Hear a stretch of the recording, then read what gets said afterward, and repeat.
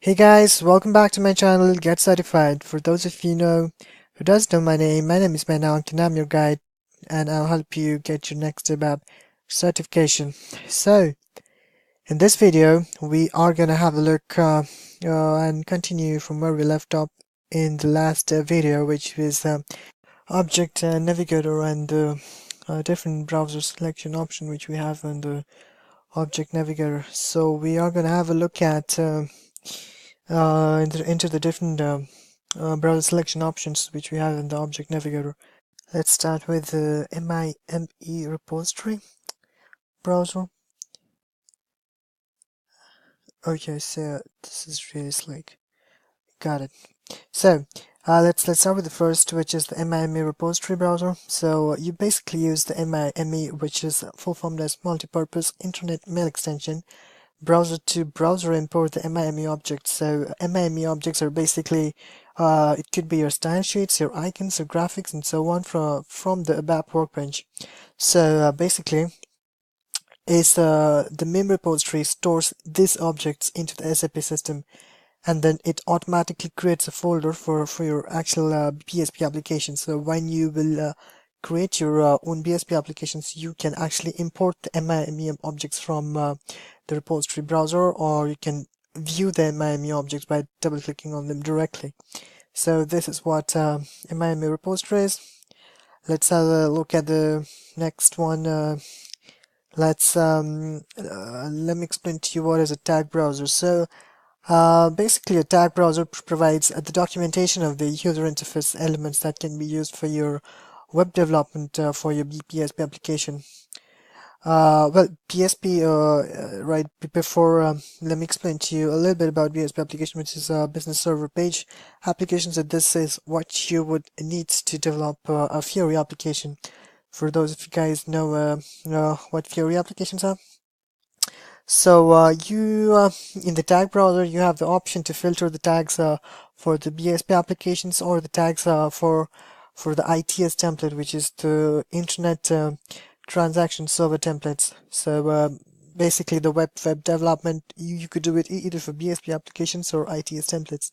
The tag browser also provides documentation basically for BSP extensions, for BSP directives, HTML or XHTML.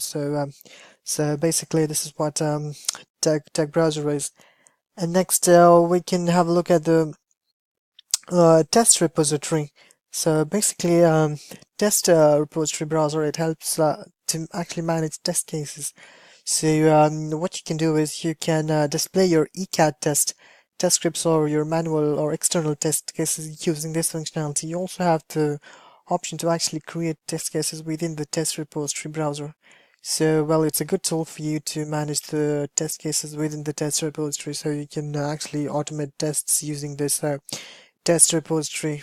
And the rest of the browsers I'm gonna cover in details in the upcoming minutes, which is the repository information system and the transport organizer and the enhancement.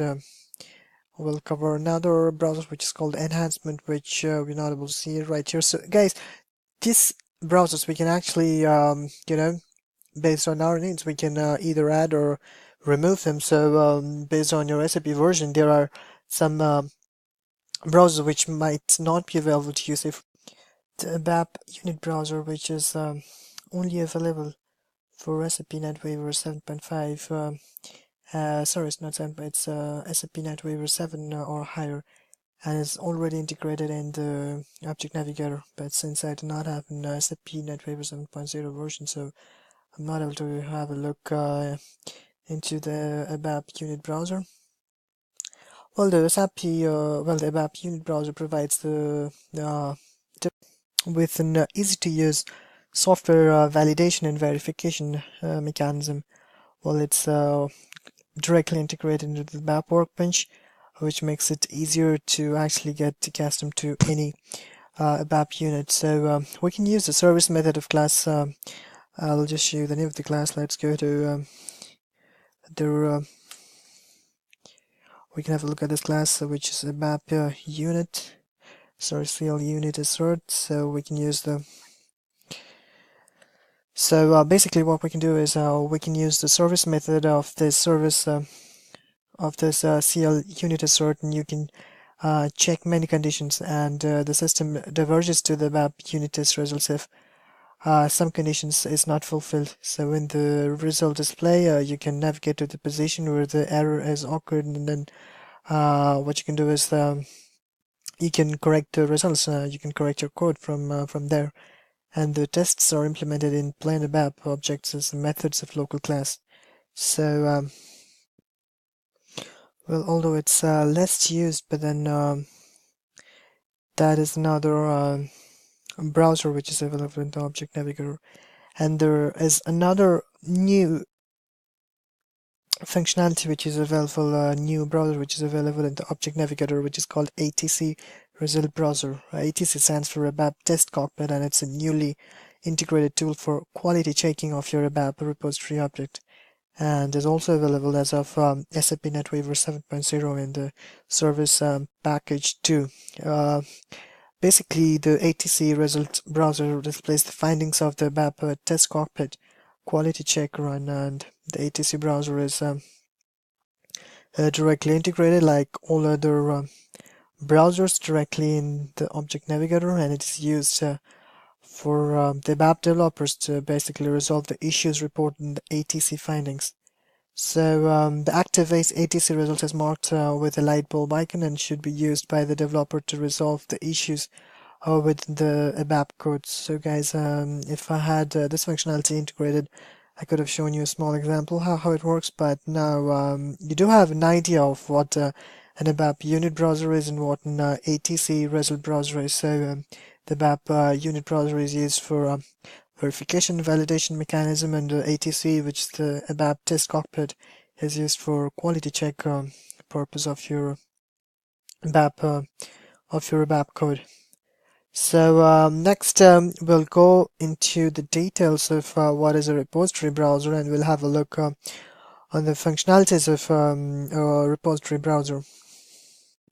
So the repository browser is one of the many options in the Object Navigator, and as you can see, it's directly embedded into the Object Navigator through the transaction, as you already know, SE80, and well, the repository browser is the central and most commonly used tool for managing your development objects. So basically, when we talk about repository objects, we mean all of the SAP delivered objects and customer developed objects. These repository objects can consist of, say, your program or your class or your function module or anything, as a matter of fact, which you can see in this list. The object displayed in the repository object, well, it's hierarchical tree structure, and you can navigate to a repository object by the application hierarchy, whereby you can list the objects within each of the SAP application components. Then the objects can also be listed in a hierarchical tree structure within a package, program, class, or interface, or BSP application, or your WebTime Pro application, local file, and so on. Let's have a look at. Let's go into the details. Let's open up a. Well, let's go with the. Can I shift this? Shift to the left. Why is it not showing the entire? There you go. Much better. So, let us talk a little bit about the nomenclature of this repository browser. So basically, this is our application hierarchy, and it'll consist all of your objects which you need to use. Next is this text area, this text field is basically for the name, basically the name of your application which you are going to use. This is for the navigation history. It helps you to go in the previous in the previous object category. So you use this arrow functionality, and this basically helps you to get a higher level hierarchy object. And you should, if you go right, you have the refresh button, which you can use to well, as you've guessed, refresh the tree, and then you have favorites, which is a small store, as you can see out here. So you can add already to your favorites, and it'll help you access your objects a little bit faster. So yeah, and then as always, you can have, as I already told you, this is what we call the context menu of the repository browser. Well, you can also create Reddit repository objects only if you have the appropriate developer authorization. Let me tell you this. So if you do not have a developer key, you will not have access to this, so you will not be able to change or make changes to this part of the repository browser. So basically, you need to provide your developer key for the first time you create any developer object. You and also you need to provide the access key only once, because once you store it, once you provide the key, the system stores the key for you in a table which is called I think dev access. Let's have a look. So SA11 is a transaction which helps us to go to any table, so we can we'll enter the name of the database table. It's a DEVA access. That's what I believe. Let's press display, and there you go. So we have this table that basically keeps all the details of the table. So this table keeps a store of all the username, the div along with your passkey. So you need to enter it only once, and then the system stores it for you. And then let's move on to the part of this video. Let's talk about a little bit about the context menu, which is provided by the repository browser. So the most common context menu functions for repository objects are to check repository object, to activate an object. We can copy or rename the objects, so which is given by the change, or we can use for package assignment of an object or write the object to the change request. You can also have the various use list function of the object from the context menu. So various list is basically, it's a functionality which helps you to find exactly where the object has been used in the entire SAP repository system. So say for example for this for this object, if I go ahead and press the various list, so it'll actually, we can have a look in which programs or which screens this object has been used. So if we click on execute, we can actually have a list of all the places where we have used our object. So there you go, you have the name of the program and the final location with a little bit of description. So this functionality comes handy when you have a large where you need actually need to find where you need to find the implementation of a particular object. So it comes in handy for that reason. So that was it about this video, repository browser. In the next video, I'll take up a repository information system, and we are going to go through a little bit about what this is and what it contains, and how to manage this.